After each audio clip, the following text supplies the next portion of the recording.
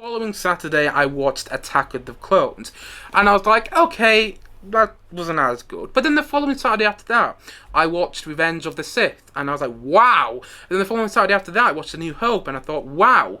And I also thought, why was that different than why did A New Hope look slightly older than Revenge of the Sith? It wasn't until quite a few years after I watched the entire Star Wars saga for the first time that I realised that 4, 5, and 6 were made first. But anyway, the week after I watched A New Hope, I watched Empire Strikes Back for the first time and I thought, I've never seen that was what that was. I was speechless, you know what I mean? And then the weekend after that, I watched Return of the Jedi, and before I knew it, my world had been completely transformed.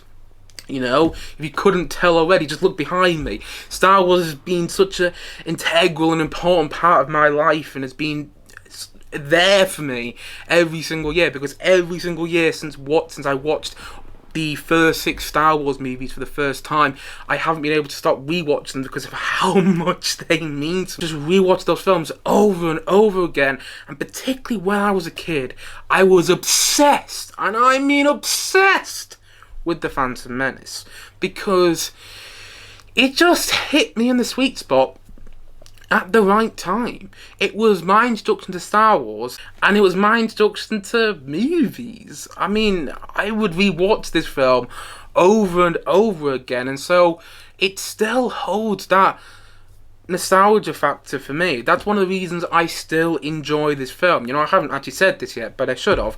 I am neither a Phantom Menace lover or a Phantom Menace hater.